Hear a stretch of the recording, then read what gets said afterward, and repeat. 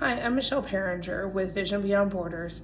This episode of Confessions of a Bible Smuggler is the second part from last week. If you haven't watched last week's, I highly can suggest you go back and watch it, just because there's a lot of conversation that happened before, and we're just going to jump right in because it was a continuation of a longer recording. Thank you. Have a blessed day. Yeah, I know. I can see the English influence in a lot of parts of the world. Yeah, for sure. Yeah. So even like India, you can definitely see the English influence. Yep. So tell me about some fun stories out of Morocco since you just got back. Let me think. Because how many of you went on the trip? There was 14 of us. It was all guys from ages 19 to like 26. So we split up into two groups. So we went to two different areas. So 7 in each. We both of our groups had somebody get caught and taken to the police station for questioning, and that lasted probably 4 hours for the guy in our group, and then they released him. I think we all had somebody get kind of upset at us for giving them a track. Then the last day we were there, which was the other group, so we all ended up flying out of the same airport back to Spain. And the other group had a guy taken to the police station the night before, and they got the names of 3 of the other guys in their group from the motel. And so when they went to check into the airport, they pulled 2 of them aside because the names matched. Oh, no. And the third guy got through, but then they found out he's in the airport. So we're trying to fly out of the airport to go back to Spain, and he is going through the airport trying to avoid the security guys because they know he's in there, but they don't know where he is. So we're like, there's 14 of us, or no, I guess 3 of the guys had to stay back for questioning and they missed their flight. But there was 11 of us in the airport, and we're all just like, we all like split up and spread out, and we're like not talking to each other and trying to, just stay apart. So that was definitely interesting. We were kind of on edge a little bit there towards the end. So that was, but yeah, he got through. They didn't find him, and he got on the plane back to Spain. So that was cool.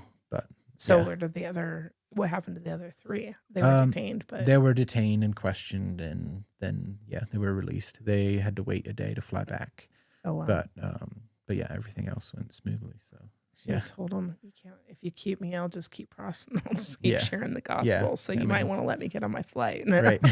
And it was kind of weird because we were flying out of it. We're trying to leave their country. Yeah. And they're trying to find us. So that is very weird. I mean, you would think they'd be like, "Get out of here." Yeah, I'd never heard of them looking for somebody in the airport.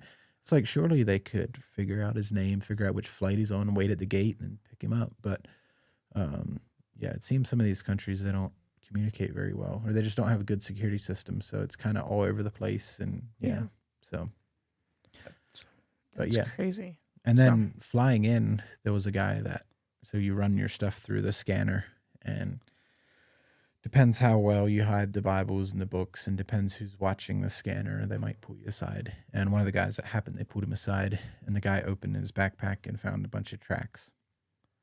And he said that, he looked at him, he's seen what they were, and then he got a phone call from somebody, and like he's seen it, and he was just looking at it, and he's like, all right, just quick go. And so the guy just packed up his suitcase and left. And this guy seen what it was and just told him to quick go through. And I was like, I really wonder what his story was and why he didn't pull him aside, question him more, but he was just like, just quick go through. Wow. So I don't know if he was a believer that seen what we were doing and wanted it to continue, or what happened there. But we were definitely grateful for that, because that would have been a bummer to lose those Bibles. So you have stuff like that happen. That's like, wow, I think God was looking out for us there. So yeah, and I honestly believe that our efforts, regardless of how difficult it is to get it in, it's like we go into India. So technically, it's not illegal to be a Christian, but it is illegal to share your faith. Yeah. And when you take in 75 Bibles, It's pretty obvious what you're doing. Yeah, yeah, for sure. Yeah, And so it's just kind of interesting how each place handles it a little bit different. yeah. But I've heard so many miracles where things have gotten through and they probably shouldn't have gotten through. And there's also so many things that you wonder, like, how close were we to getting caught here? And we don't know anything about it, but it was just like, a security guard would be looking the other way instead of at you. And we never even seen he was there. Like, there's so many things that could have happened behind the scenes that Yeah. we don't even think about. And so, yeah, there's definitely, I think, God moves in a lot of ways to, get the word of God into those countries and into the hands of the people that need it. So. Yeah, we were praying for a shield of like a cloaking shield Yeah. almost Yeah, when we were going into India, and they didn't even search our bags. really. They didn't Wow. even run them through the x-rays. They ran our backpacks through, which isn't where the Bibles were. Nice. It's nice when it works out like that. It is. And so it was kind of interesting how that was the one thing that they ran through that didn't have what we were worried about. Yeah, that's cool. Yeah, and there's so many things like that where you're just like, one little thing shifts this way and it causes a lot of effects downstream. So, Yep. But yeah, there's definitely a lot of miracles that go into it for sure. And now, of course, coming out of India, Jana was getting her bag searched coming out because they were looking for batteries. Like, they're really sticklers on batteries coming through there. Interesting. You can only have enough batteries to operate the device for like one time. So, like, if you have like headphones that require batteries, you only are allowed like 2 batteries. So it'd be enough to change them out once. Interesting. And that would be it. And so she had like a whole, like, American style, we just take a pack, right, and throw it in. Yeah. And it was interesting because I was back there. I stepped back and just started praying because she had Hindi tracts in her bag and she had her Bible and all of it's spread everywhere. And I'm just like back there, I'm just praying. I'm like, God, just like, don't let him see it. Don't let him see it. Don't let him see that part. And it was spread everywhere. I don't know how he didn't see it, but they found the batteries. He confiscated the batteries. She stuck everything back in her bag and we went through. That's awesome. And I'm like, cool. So I know what you mean by miracles to get through, like just little things. And you're like, I'm totally busted. Yep. And your heart starts racing. There's a lot of that. And especially like on the streets, handing tracts out to these Muslim men that, they have beards and they're like super scary looking because, in the movies, they're the ones that blow stuff up and you're like, ah. But walking up to a group of them and giving them tracts, it's like your heart definitely starts racing and yeah, but it's fun. It is fun. Yeah. Makes you feel alive, doesn't it? Yeah. A little bit of living life on the edge, I guess. Yeah. It looked like you guys, I've seen some of the pictures already. It looks like you guys were having quite a bit of fun while you were sharing them too. We had a good time. So. Yeah, for sure. I'm thinking about my own sons. I'm like, yeah, they would probably be a bunch of goofballs over there. Yeah. I mean, you put a bunch of young guys on a trip like that. It's so much fun. So. That's awesome. Yeah. And I mean, honestly, where better could your kids be, right? Yeah, exactly. I mean, I've gone on vacations for like a week where you just go and you just hang out and not do much. And it's like, all right, you're ready to go back to work and do something fulfilling after your vacation. Where here it's like you're doing something fulfilling while you're on vacation because it's fun.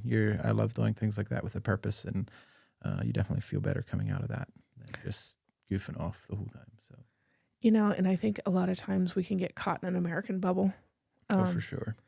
And how did it shift your perspective going into these places that are not as well off as America is? Well, one thing, especially in Thailand, when we visited the children's home there, it's like these kids have something deeper than what we have. And we, as Americans, we have everything, right? We have all the comforts.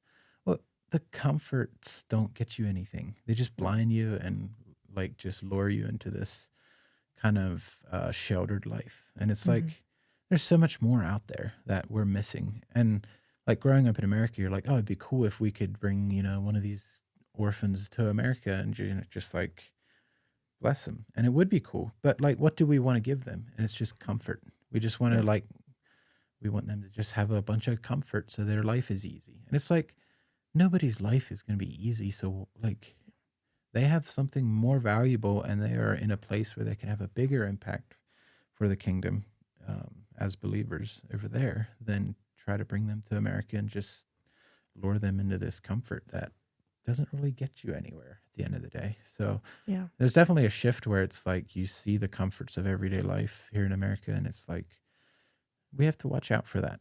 And that's a scary place to be, because when you're over there, you're like, oh, yeah, this is so dumb how we just spend all this money on random stuff. And then you come back to America and you're like, I kind of want that nice truck. I kind of like it. It's so weird how that quick that switches over. But Yeah. so there's things we have to definitely keep our eyes open for. So Well, and I don't think it's wrong to have nice things. and I it's think it's wrong to allow those to become more important. yeah, that's exactly it, and that's why it's And so confusing, because yeah, it's like, and there's nothing wrong with having a nice truck or a nice no, house and all those things. It's just so easy to get your mindset onto those things instead of what we're actually here for exactly. as believers. So yeah, I'm not anti nice trucks. I think we just need to keep our mindset right. I agree. And so, but yeah, there's so many opportunities to be led astray. I think the devil works. He is a busy guy. So That he is. And I think it's about keeping everything in its right place, right? that's exactly right. Because what I also see in America is we tend to idolize like our jobs as being our provider instead of God as being our provider. Yep. We idolize doctors above God as being our healer. Yeah. There's a lot of places where I think we kind of we go towards the easy answer because it's what we've been trained in our mindset, and then but not really seeking God in something. Yeah. And that's a hard mindset to shift because you don't even realize how permeated in that system we are until you step completely out of it. Yeah. Yeah. No, and that's why it's so valuable seeing other cultures and just how other people operate. And it just puts a lot of things into perspective when you come back to the States. And it's like, I guess I've kind of come to the place where it's not about being overseas on a mission. It's like our life is a mission. We are here as missionaries, as ambassadors for Christ, wherever we are. And that is the most important thing. It's like, if I have to go across the ocean to share the gospel, like just thinking about that logically, if I can't share the gospel with my neighbor, but I can go overseas and share it to a Muslim, it's like, well, that does not make any sense. It doesn't. And I'm not great at all at sharing the gospel with my neighbor. Like it's not something I'm good at. I'm just thinking about it, trying to think about it logically. It's like, this is kind of dumb. Like, so it is very important wherever we're at to be a witness for Christ, and because we believe that the gospel changes lives, and it does. It does. And we are, God uses us to share the gospel. He could use angels, he could do it himself, but he chooses to work through us. Yeah. And so I think we need to take that seriously. Well, and the thing is everybody goes, well, God could do it without us, right? And he absolutely could. He did it in Iran. Right. I mean, how many people did he intersect through dreams because it was too hard to get missionaries into a place where they could reach everybody in Iran? And not only that, but taking their life in their hands. Like, how many people would have died trying to do that, right? Right. And God recognizes all those things. So he was intersecting people in dreams. Yeah. And so we know that God can do that.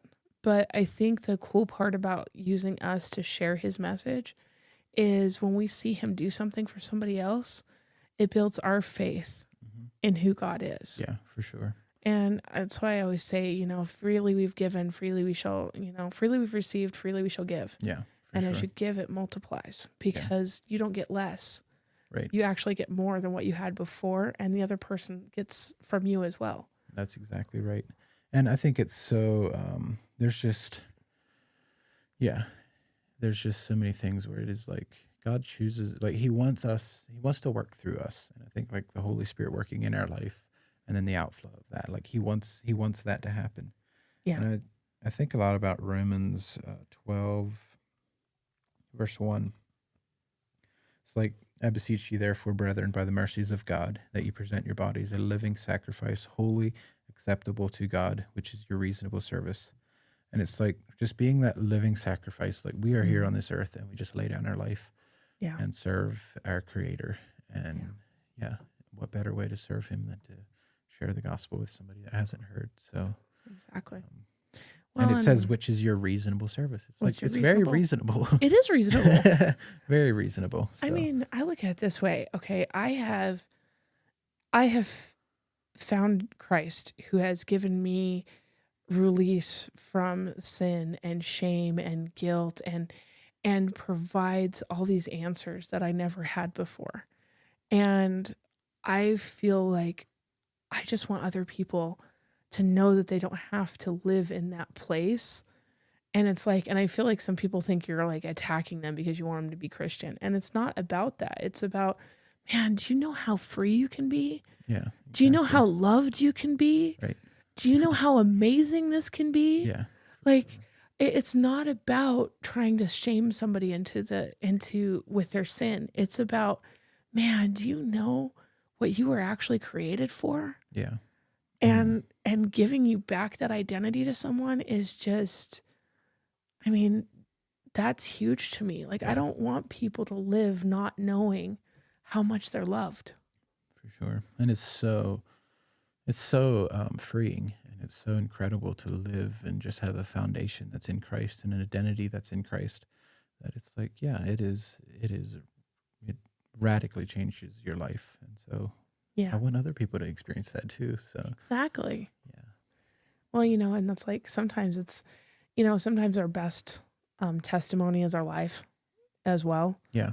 And how we treat other people that are around us. And, it says you'll know them by their fruit. Yep. And it's love, peace, joy, patience, all 9 fruits, and peace is aggressive. Yeah. I mean, it's an aggressive weapon, because if you can't be rattled when everybody else can be rattled, people are like, what is up with you? Right. Yep. They're like, and you have self-control when someone's screaming in your face, and you'd be like, you know what? That's okay. I understand where you're coming from. And they're like, and it's just those values and those fruits in action that it makes a difference. Like we can make a difference. And I think realizing that has been huge for me. Just realizing that I can make a difference. And it's also like, now I don't want to take the credit for that. Like the credit belongs to Jesus, because he did all this work in my life. Yeah. But it's like, I'm here. What am I here for? Why am I here? And it's like, well, if it's just for me to be saved, then just like, I should just go to heaven right away, right? Like, so it's like, why am I here?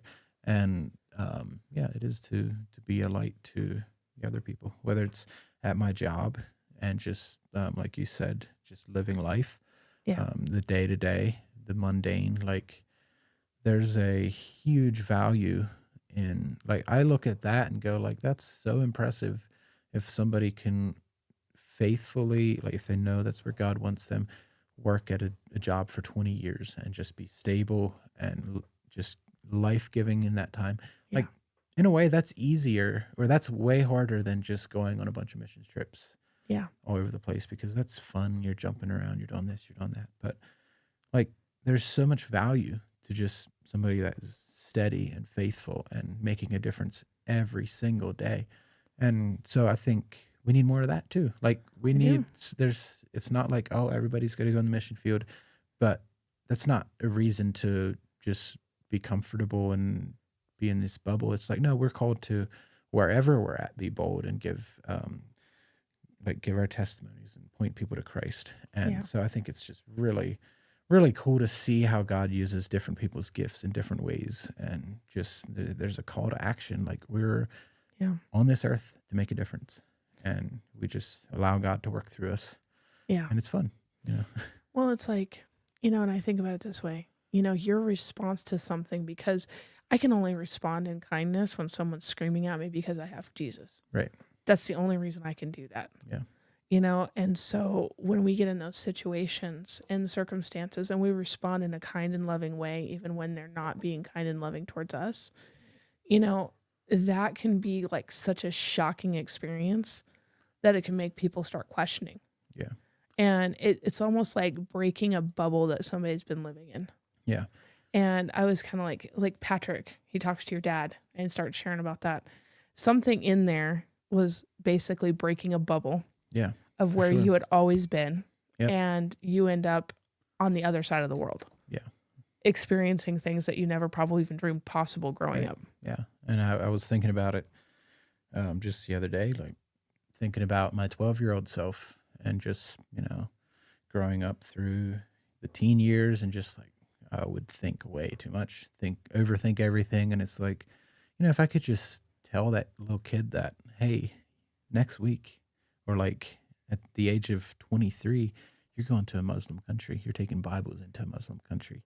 Like, that's a pretty awesome future for that 12-year-old kid to look forward to. Like, and it was just kind of like, wow, like I definitely grew up in a bubble, and then just kind of breaking out of that and like seeing what God did in my life. It's pretty awesome. Yeah.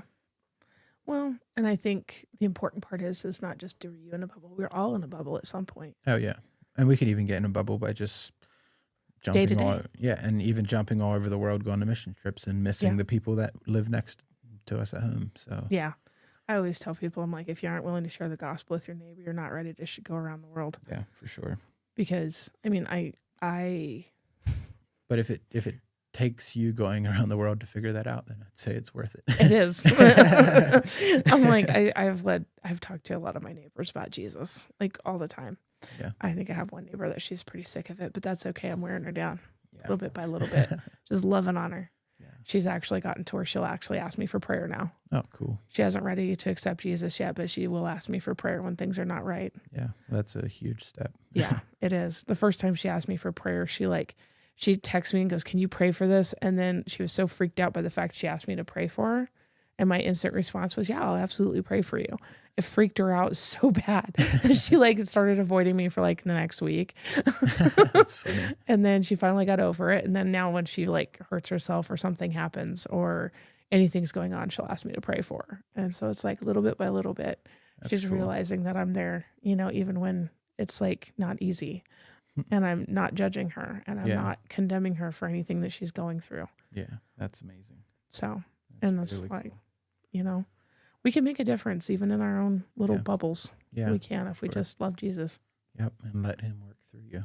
Yep. That's what it's all about. Just bringing glory to our Creator, because He created us so that He could have a relationship with us, and I think that's so cool. It is so cool. It is so cool. Yep. Yeah. And so I think we're coming to the end of our time, but I just want to thank you for sharing. It's been really amazing. And I just want to encourage anybody who's listening that if you want to go experience something on the other side of the world, want to go on a mission trip, haven't really known how or why or what, we aren't necessarily tied to a specific denomination for a reason, because we believe in Jesus. We believe in, everybody who's a believer has a right to have a shared experience overseas and in the gospel. And so we highly encourage anybody who believes in Jesus, who wants to experience more, who wants to go on mission trips, that you can do so by going to visionbeyondborders.org. And we have a Go tab, which will list all the different areas. If there is currently a trip that's being planned for that area, it will be listed down below on the dates that it's for. And then you can email us and we can give you information. We'll give you roughly how much the trip cost. One of the things I like about VBB is the fact that we pay for it and then you pay us back for it. It's not something that you have to come all out of pocket right up front. Yeah. There is that option, but you don't necessarily have to. Yeah, it gives you a little bit of time period to pay for it afterwards. But it's definitely it's still raising your own funds, which if you make a point of that and pray about that, God opens the doors for funding to come your way. So don't stress about it too much.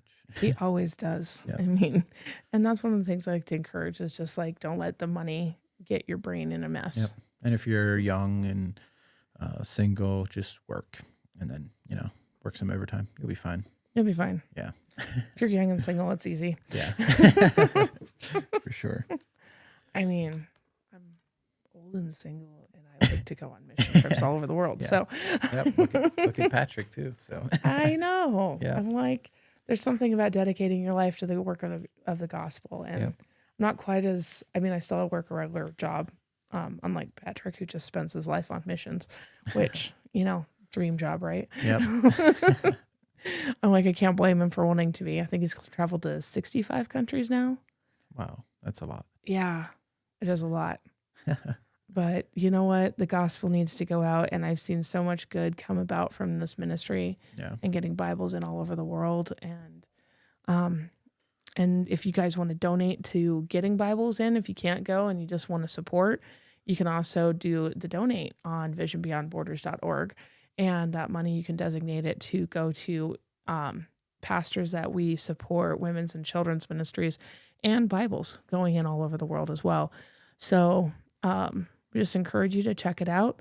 And we just thank you, and we'll see you again next week.